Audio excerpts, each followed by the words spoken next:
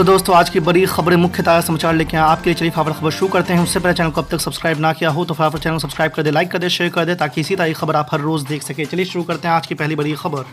मनमानी फीस वसूलने वाले स्वामी शिवानंद मेमोरियल स्कूल पर गिरी है गाज, अब दिल्ली सरकार संभालेगी प्रबंधन। जी आपको बता दें कि दिल्ली सरकार ने पंजाबी बाग स्थित स्वामी शिवानंद मेमोरियल स्कूल के प्रबंधन अपने हाथ में लेने का फैसला किया है। अभिभावकों की ओर से लगातार शिकायतें मिल रही थी कि स्कूल में बच्चों से मनमानी फीस की वसूली कर रहा है। इसके अलावा स्कूल द्वारा शिक्षा के अधिकार अधिनियम का भी उल्लंघन किया जा रहा था। दिल्ली सरकार ने अभिभावकों की शिकायतों को गंभीरता से लेते हुए इस मामले में एक जांच कमेटी का गठन किया था। जांच के दौरान कमेटी ने छात्रों के अभिभावकों द्वारा उठाए गए मुद्दों को सही पाया और स्कूल के कामकाज की अनियमित पाई है। बयान में कहा गया है कि जो कमियां और शिकायतें सही पाई गई है उन्हें देखते हुए दिल्ली सरकार ने दिल्ली स्कूल शिक्षा अधिनियम 1973 के प्रावधानों के तहत स्कूल प्रबंधन को अपने हाथ में लेने की प्रक्रिया शुरू करने का फैसला किया है। दूसरी बड़ी खबर, तेजस्वी यादव पर कुशवाहा का पलटवार। कहा हमारे संपर्क में है आरजेडी के कई विधायक, इससे ज्यादा कुछ नहीं कहूंगा। जी आपको बता दें कि बिहार में विपक्ष के नेता तेजस्वी यादव द्वारा राज्य की सरकार के 3-4 महीने में गिर जाने के बयान पर जेडीयू के राष्ट्रीय संसदीय बोर्ड के अध्यक्ष उपेंद्र कुशवाहा ने तीखी प्रतिक्रिया व्यक्त की है। कहा कि दुनिया की कोई ताकत नीतीश कुमार की सरकार को 5 साल तक गिराना तो दूर हिला भी नहीं सकती है।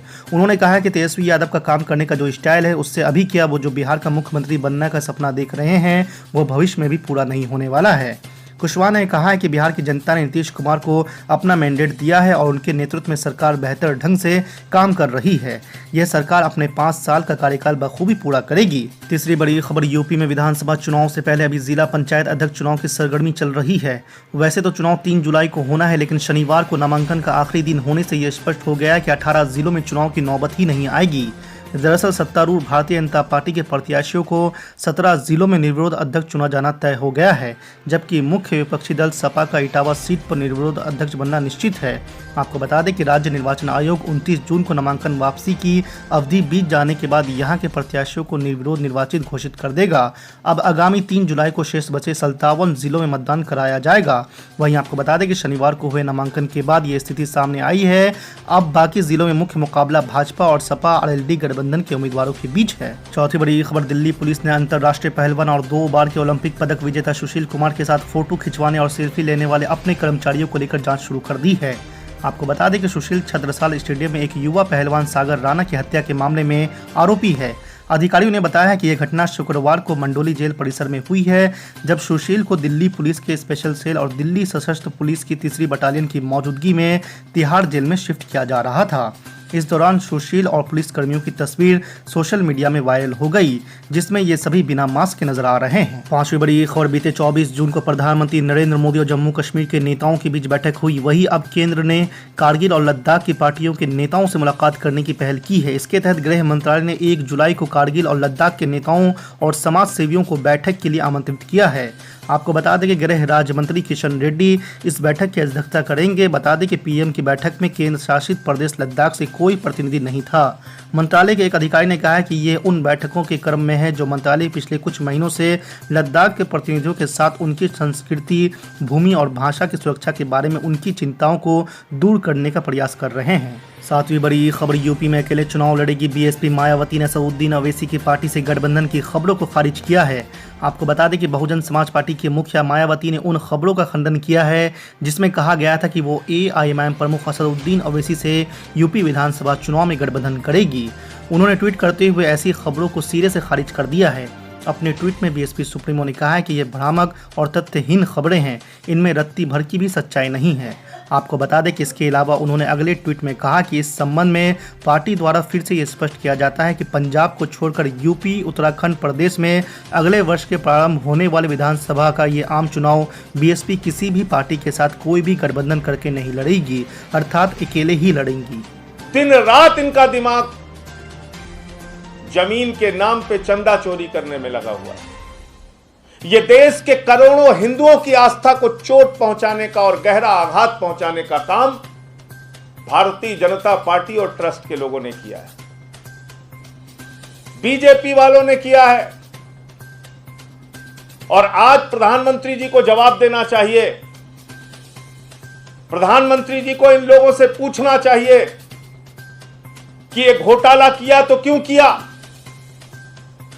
राम जी का मंदिर नहीं बन पा रहा है तो क्यों नहीं बन पा रहा है, ऊपर तक हिस्सा जा रहा है तो कहां कहां तक जा रहा है, कौन कौन इसमें शामिल है।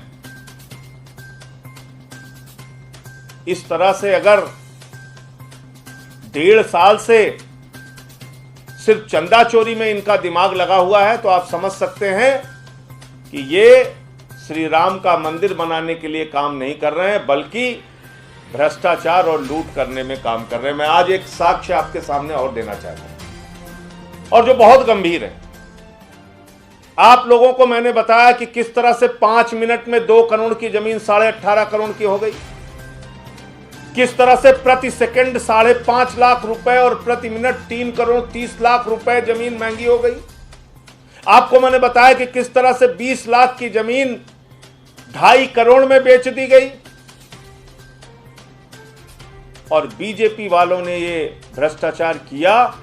इसके प्रमाण के साथ जब सब कुछ मैंने आपके सामने रखा तो एक मन में सवाल उठता था, ये पैसा जा कहां रहा है, कहां गया ये पैसा, किसने किसने इसमें खेल किया, ये जो पैसा आया ये किसके पास गया।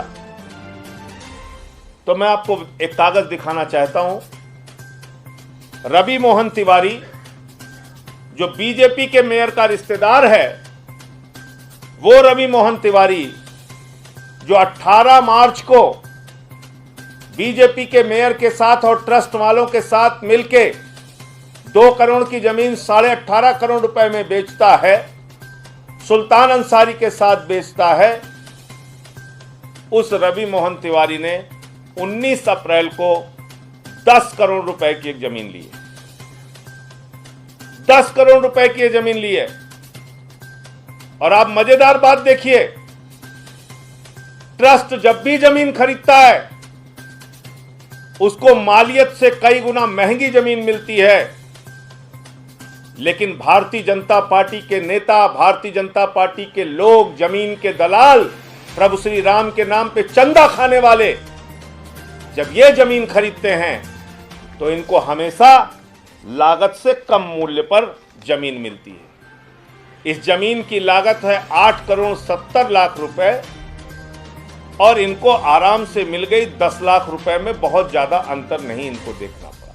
इनको 2 गुना 3 गुना 4 गुना दाम पे नहीं मिली, इनको मालियत से थोड़ा ज्यादा मिल गई। 8 करोड़ 70 लाख की 10 करोड़ में मिल जाती है।